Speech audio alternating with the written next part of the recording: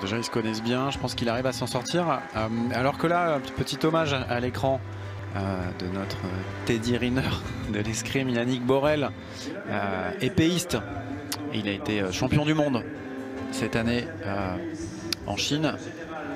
Donc la Fédération française d'escrime lui rend hommage devant le public de Coubertin. Yannick Borel qui est aussi champion olympique par équipe à Rio en 2016.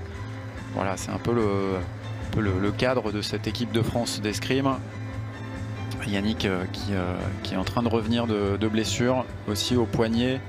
Hein, chez les escrimeurs, c'est souvent les avancées hein, qui prennent donc poignet, mais ça peut être l'épaule droite aussi, mais la jambe avant, le genou, la cheville.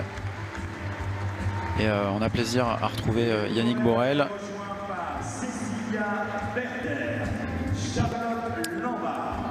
Et là, c'est les sabreuses de l'équipe de France, Cécilia Berder, Charlotte Lambard,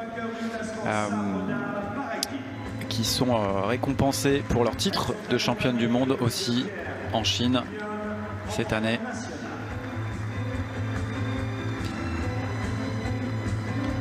Ouais, des Caroline Caroli, pardon. Et des championnats du monde qui ont souri aux sabreurs, aux épéistes français, avec la deuxième place aussi d'Isaora Tibus au fleuret.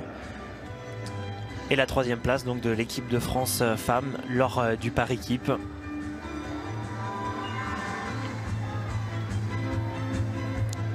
Voilà une moisson intéressante pour les épéistes et pour les sabreurs. C'était un petit peu plus compliqué pour les fleurettistes.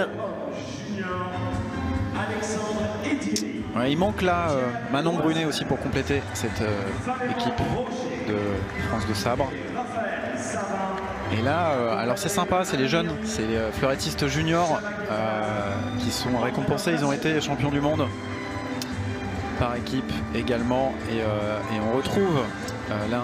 Alors maintenant, il y a deux de ces garçons qui ont intégré l'INSEP, dont Pierre Loisel, qu'on a vu tirer dans la journée. Et Maxime Poty.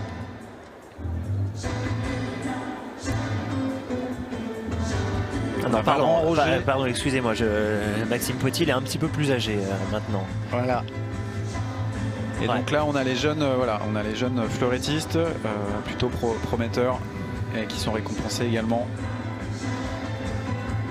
Et Pierre Loisel qui s'est très bien comporté, puisque il a tiré face aux champions olympiques et il s'est bien défendu précédemment en perdant de 5 touches et en titillant l'Italien champion olympique. C'est le champion olympique de la jeunesse. Intéressant, Armand Spichiger, un fleurettiste aussi, ouais, qui a super bien tiré à Buenos Aires. C'était en octobre dernier. Il fait champion, il remporte même 2 médailles d'or. Donc il remporte le fleuret homme individuel. Et il remporte, on teste en fait sur les Jeux Olympiques de la jeunesse des formats un petit peu différents, un petit peu nouveaux. Et du coup il y avait un format mixte, homme-femme par équipe, en relais dans la même équipe. Et alors ça a dépassé même cette mixité, puisque on mixait aussi différentes nations. Donc c'était différents continents qui s'affrontaient. Et à l'aide des Italiens et Italiennes, notamment Armand Spichiger qui est là, a remporté une médaille d'or en relais à l'italienne mixte. Champion du monde 1990, champion olympique 1992, triple vainqueur du Challenge international de Paris en 86. Alors là, je pense qu'on parle d'un fleurettiste, Philippe Omnes, puisque champion olympique au fleuret, il n'y en a pas beaucoup. Philippe Omnes qui a été donc champion olympique en 92. Il était ensuite directeur technique national de la Fédération française d'escrime et qui a gagné 3 fois, je crois, ici à Paris.